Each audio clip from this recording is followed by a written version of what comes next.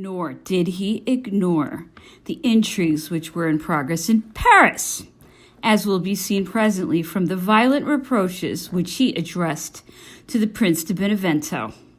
Talleyrand. He decided accordingly to hasten his return to France. He pushed on as far as Astorga, and there reviewed his troops as they came up. He then dictated his instructions for Marshal Soult, whom he charged with the pursuit of the English army on retreat. Napoleon then returned to Benevent, which he left hastily for Valladolid. In this city, he received a deputation of the principal authorities and the most important inhabitants of Madrid.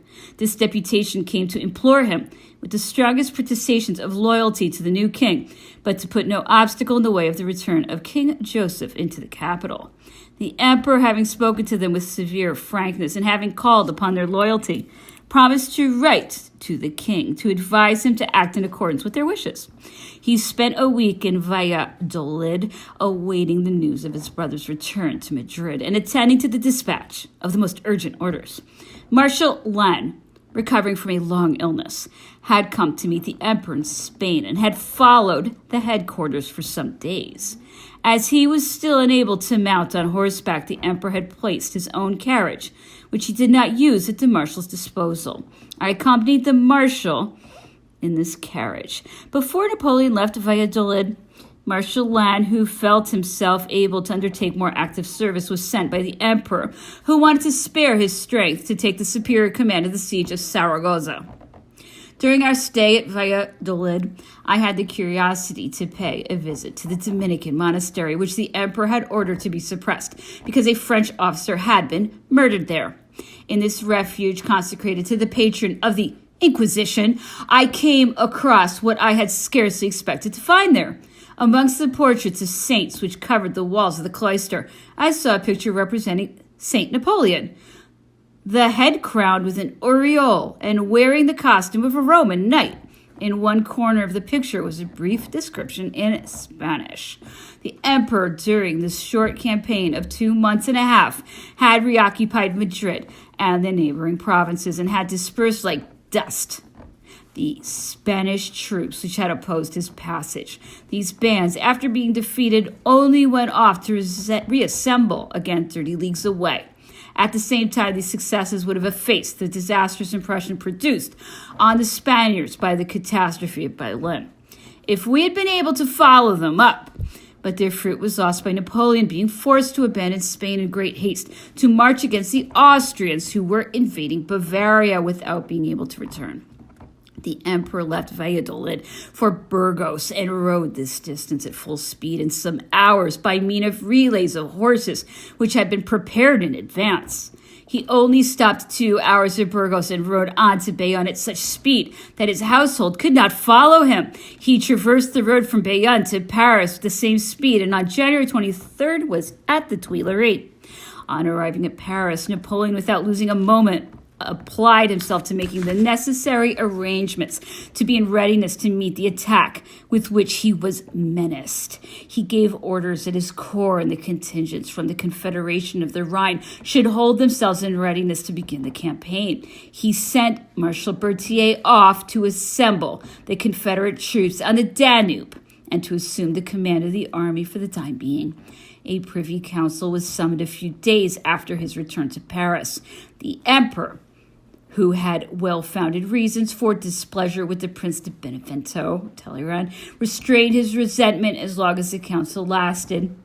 At last the dam burst. Napoleon, who grew hotter and hotter as he spoke under the influence of his indignation, lost control of his anger, which was only awaiting the opportunity to break forth. He spoke to the Prince de Benevento with the greatest harshness. Thanks to his various sources of information, the emperor had heard things about Monsieur de Talleyrand, which perhaps justified the violent scene, which was witnessed by certain members of the Privy Council. In the conversations which Prince de Benevento had on various occasions with Napoleon concerning Spanish affairs, I had heard him quote the example of the Jesuits, Malagrida and Alexander, and after having insisted on the necessity of the emperor's presence in Spain, speak of the precautions which he would have to take to defend himself against the poison or the dagger of some fanatical monk. Napoleon felt quite sure that Prince de Benevento, foreseeing the possibility either of such an event or of his death by means of the bullet of a guerrillo, which might strike him down on his triumphant march, had thought of the formation of a government council, the organization of which, in case of need, was quite ready to be carried into execution. The members of the future government had already been named. Nobody knew the reconciliation, which, with some object or other in view, had taken place between Fouché and Talleyrand. Napoleon, however, showed no resentment towards the former. The confidences and the remarks of Monsieur de Talleyrand on the events in Spain, on the trial of the Duc d'Enghien, his disapproval of these acts and his denial of having taken any part in them were well known to the emperor. The immobility of the patient, the impassiveness of his features had provoked Napoleon's anger to the point that he forgot his imperial dignity and threatened Talleyrand with his fist. "And you dare," he cried, "you dare to deny the part you took in the condemnation of the Duc d'Enghien. And you dare to say and broadcast that you had nothing to do with the affairs in Spain," and so on and so on.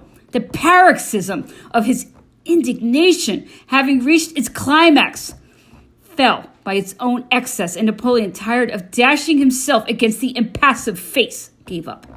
Prince de Benevento knew the emperor well, and knew that it was in his nature, the more he had allowed himself to be carried away by his resentment, the more to try and have it forgotten.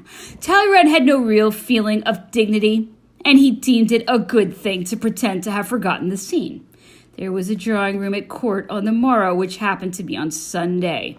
One of the ministers, the Duke of Godin, who had been charged by the emperor with some work that was wanted at once, had devoted this Sunday to finishing it. Remembering that Napoleon liked his ministers to attend the court regularly, he decided that he might sacrifice an hour in the accomplishment of this duty. The Minister of Finances accordingly went to the Tuileries early with the intention of placing himself near the door by which the emperor would enter, so as to be free to withdraw after having saluted him and to return to his work. The minister arrived at the palace before anybody else, and whilst the rooms were being lighted, he wanted to cross the throne room and place himself where it would be easiest for him to make his escape as he had intended.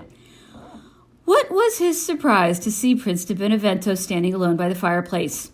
A feeling of shame for the man who had so quickly forgotten the humiliation which he had undergone the day before, and his embarrassment at finding him alone with him after the scene which he had witnessed, prompted the Duc de Guité to go back into the adjoining drawing room where he spent his time waiting for the throne room to fill up so that he might cross it without coming face to face with Prince de Benevento in walking up and down. From the position where he had placed himself, he was the first to salute the emperor and was free to retire. His curiosity, however, detained him. Napoleon, according to his custom, walked around the room, holding his snuff box, from which he frequently helped himself, standing in the front rank. On reaching the person who was standing on the left of Prince de Benevento, who had remained rooted to the spot which he had occupied from the beginning near the fireplace, the emperor addressed some words to him, passed by Talleyrand, which averted head and stopped before the person on the latter's right hand. On the following Sunday, without being in the least disconcerted, Talleyrand placed himself again in the emperor's way, and seeing his neighbor hesitate at a question put to him by Napoleon, answered for him, forcing the emperor's attention. The ice having been broken in this way, Talleyrand took every opportunity of attracting Napoleon's attention, who, in spite of the characteristic attributed to his countrymen, was unable to bear a grudge, because the feeling of his own power and the superiority of his mind over petty passions rendered him naturally indulgent. Prince de Benevento continued to frequent the entrees and was assiduous as in the days of his favor. The emperor, who on certain occasions was as severe in public as on the other hand he was indulgent and patient in his private relations, disarmed by so much patience or shaken in his conviction by so much assurance, never thought of forbidding access to his court to a man against whom he had not sufficient proofs to send him to trial, but who in Napoleon's eyes was sufficiently guilty to be removed forever from all direction of affairs. This anecdote, of which I heard the first part from members of the Privy Council, who were present at the scene which Prince de Benevento had to undergo, was afterwards told to me in detail by the man who of all men was most worthy of confidence, my Lord Duke of Gaeta, Minister of Finances under the Empire. May I be allowed, since I have mentioned his name, to add that the emperor had no more devoted nor more skillful minister than he, that no administrator was purer, more honest, or more firm, that no man in his private capacity combined more solid and more amiable qualities, that he was good and affectionate, modest with dignity, enlightened without display, and a faithful preserver of those traditions of urbanity and politeness, which unfortunately are becoming rarer and rarer each day. In consequence of this seat, Prince de Benevento lost the power of Grand Chamberlain, which was given to Monsieur de Montesquieu. This was the time, indeed, of intrigues of every kind. The Faubourg Saint-Germain had to submit to the exile of Madame de Chevreuse and of several other people whom the emperor recalled later on, accepting from this amnesty 4 or 5 of the most influential persons or those who most strongly persevered in active opposition. Some of these persons had excited Napoleon's anger rather by their sarcasms or spiteful remarks than by their acts. He might have disdained these impotent clamorings. He was strong enough to be able to do so. He used to revenge himself more nobly by granting daily restitutions and favors to members of the old aristocracy. Some members of the former reigning family even received pensions from him. The Duchess of Orleans, the Duchess of Bourbon, and the Prince of Conti were living in retirement at Figueres in Spain, enjoying a moderate pension which had been granted to them by the Directoire, this pension being subjected to all the formalities exacted in the case of life annuitants. Napoleon, on the request of General Canclau, the warm and persevering friend of the Prince of Conti, increased the pension of each of these members of the royal family to 60,000 francs, which were paid to them at the residence which these princes had chosen through the agency of a banker who was an account with the treasury. These pensions were freed from all personal formalities, and consequently the princes whose names we have mentioned never failed, as each year came around, to send the emperor their wishes for his prosperity. The emperor doubled these pensions during the 100 days and authorized the duchesses of Orleans and of Bourbon to continue residing in Paris at the same time. They thanked Napoleon and Queen Hortense, who had interceded for these princesses with the head of the state by letter. A Madame Poitrine, nurse of Madame the Duchess of Angoulême, the nurse of the last Dauphin, whose name I forget, received pensions from the imperial munificence in removing to a distance from Paris the malcontents whose opposition became troublesome or harmful. Napoleon was not, as has been said, blindly dominated by a spirit of despotism which could brook no contradiction. Amongst the persons whose exile was proposed to him was the Duchess of Chevreuse. When the emperor heard that this lady was an octogenarian, pity silenced all desire for severity in his heart, and when he had further discovered that this duchess was a descendant of du Guesclin, this name stirred within him the French fiber. Not only did Napoleon forbid that Madame de Chevreuse should be interfered with in any way, but he had inquiries made as to the needs of her old age. To supplement her small fortune, the emperor insisted on granting to the descendant of du Guesclin a pension, the amount of which would allow her to keep a carriage. Shortly after his return to Paris, Napoleon went to live at the Élysée, a beautiful house which he had bought from Prince Murat when the latter, as the soldiers used to say, had been promoted King of Naples. Murat received in exchange certain estates situated in the Kingdom of Naples, which the emperor had reserved for himself after the conquest of this country. The situation of the Élysée afforded Napoleon a pleasant and commodious residence. Here he was able to walk about in the vast garden attached to his residence without being importuned, and could go out without being noticed. He found himself delivered here from the pompous imprisonment which he had to undergo at the Tuileries, and only went to the latter palace on Sundays to hear the mass or for ceremonious receptions. The emperor had just settled down in the Elysee when he heard the news of the surrender of Saragossa. The remnants of the Spanish army, which had been defeated at the Battle of Tudela, various scattered corps, composing an army of about 50,000 men, had shut themselves up in Saragossa, where, protected by the walls and energetically seconded by the armed population, they defended themselves with a fanaticism which was kept alive by their leaders and by the monks. The city was not fortified, but was surrounded with a thick brick and granite wall which had been strengthened and covered with parapets. In the interior of the city, the entrance to each street was barricaded and in a state of defense. The garrison was provided with numerous storehouses and armed with 200 pieces of artillery. The commander-in-chief was General Palafox, who, being shut up in Saragossa, was elected captain general. This man, dear to the population, whose exultation he shared, was moreover under the influence of skillful and fanatical monks. He had taken an oath to bury himself beneath the ruins of the city rather than to surrender it to the French. Gallows trees permanently stand and threaten the life of anybody who would dare to speak of capitulation. Marshal Lannes, who had come to take over the superior command of the siege on January 20th, 3 weeks after the trenches had been opened, one of the emperor's aides-de-camp, General Lacoste, seconded by Colonel Rognat and Major Axo, 2 officers who became famous, commanded the engineering works. General Lacoste met with a glorious death before Saragossa and was deeply regretted by Napoleon.